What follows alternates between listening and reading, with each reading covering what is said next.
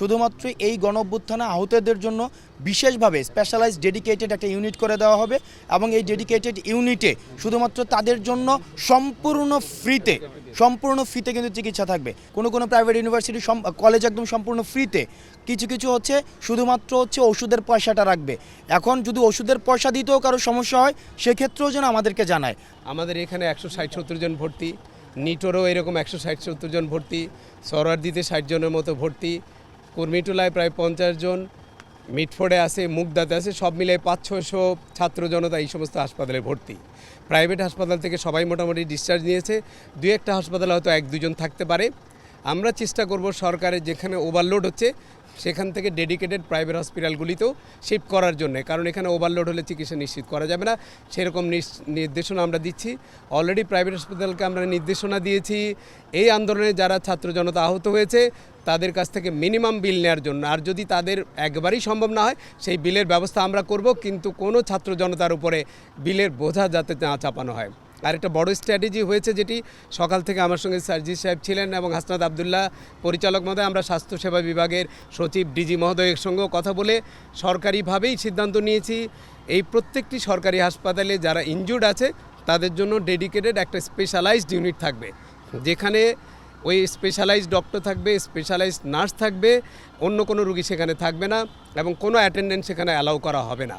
শুধুমাত্র রুগীর বৈধ আত্মীয় স্বজন এবং ছাত্র প্রতিনিধিরা যাকে মনে করেন পরিচালকের সঙ্গে কথা বলে তারাই যাবেন, কারণ এইটা অত্যন্ত জরুরি। এই জন্য এই ছাত্ররা যাদের উন্ড হয়েছে বা পোস্টবডি ইনফেকশন আছে, অ্যাটেন্ডেন্ট থাকলে পরে এদেরকে বাঁচানো খুবই মুশকিল হবে। এই 500-600 ছাত্র কিন্তু মৃত্যুর ঝুঁকিতে আছে। দিস ইজ নট দ্যাট আপনি অপারেশন করলেন ভালো হয়ে যাবেন। Post operative infection is the dangerous thing.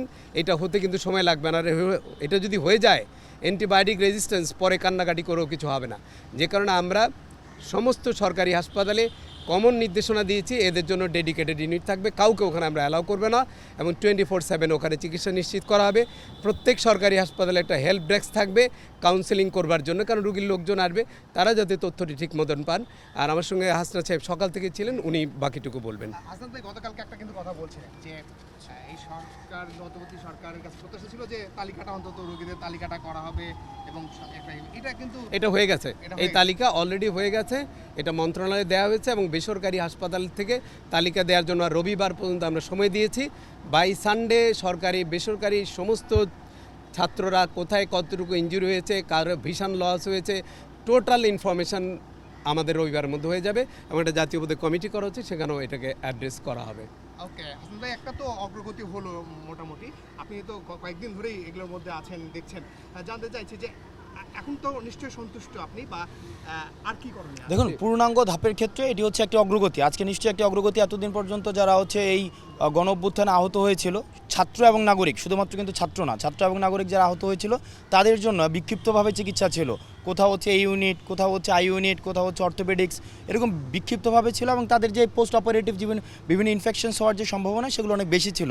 কিন্তু আজকে এটি নিশ্চিত করা হয়েছে যত সরকারি হসপিটাল রয়েছে, শুধুমাত্র ঢাকা মেডিকেল কলেজই না, যত সরকারি হসপিটাল রয়েছে শুধুমাত্র এই গণঅভ্যুত্থানে আহতদের জন্য বিশেষভাবে স্পেশালাইজ ডেডিকেটেড একটা ইউনিট করে দেওয়া হবে এবং এই ডেডিকেটেড ইউনিটে শুধুমাত্র তাদের জন্য সম্পূর্ণ ফ্রিতে কিন্তু চিকিৎসা থাকবে। সেখানে ওষুধ ফ্রি এবং মেডিকেল যে বিভিন্ন ইনস্ট্রুমেন্ট যেগুলো রয়েছে চিকিৎসা পদ্ধতিকে অগ্রগতি ফার্স্ট এন্ড করে সেই ধরনের মেডিকেল ইনস্ট্রুমেন্টগুলোও কিন্তু ফ্রিতে দেওয়া হবে। শুধু এবং প্রাইভেট মেডিকেল কলেজের ক্ষেত্রেও কিন্তু আমাদের গতকাল আমরা দেখেছি স্বাস্থ্য মন্ত্রণালয় থেকে একটি বিজ্ঞপ্তি দেওয়া হয়েছে, প্রাইভেট মেডিকেল কলেজেও কিন্তু ওয়েভার দেওয়া হচ্ছে, অর্থাৎ এবং ওয়েভারগুলো কি অর্থনৈতিক অবস্থা অনুযায়ী। কোনো প্রাইভেট ইউনিভার্সিটি কলেজ একদম সম্পূর্ণ ফ্রিতে, কিছু হচ্ছে শুধুমাত্র ওষুধের পয়সাটা রাখবে।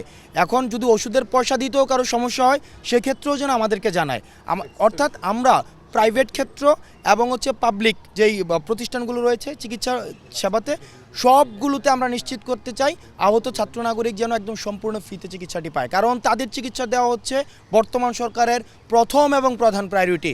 সেই জায়গায় আমরা ছাত্র নাগরিক কোনো ধরনের নেগলিজেন্স আমরা সেখানে আমরা কখনোই ওয়েলকাম জানাই না। যখনই নেগলিজেন্স হবে সেক্ষেত্রে আমরা মিডিয়া কর্মী যারা রয়েছে আপনাদের কাছে আমাদের আহ্বান থাকবে এই নেগলিজেন্সগুলো আপনারা আমাদেরকে ধরিয়ে দিবেন। আমরা অন্তর্বর্তীকালীন সরকারের সাথে একসাথে হয়ে এই নেগলিজেন্সগুলো অ্যাড্রেস করার মধ্যে দিয়ে আমরা সমাধান করব।